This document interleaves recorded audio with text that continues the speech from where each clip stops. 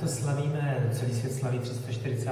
výročí Johanna Sebastiana Bacha od jeho narození a já Bachovu hudbu miluju, už jsem natočil solové sonáty pro solové housle tedy a tentokrát točím koncerty pro housle a orchestr. Bach napsal 4, 2 solové a 2 dvojkoncerty, ale ve světové premiéře jsme s Vilémem Veverkou, naším slavným hoboistou, natočili právě slavný houslový dvojkoncert, tedy v této chvíli pro verzi housle a hoboj.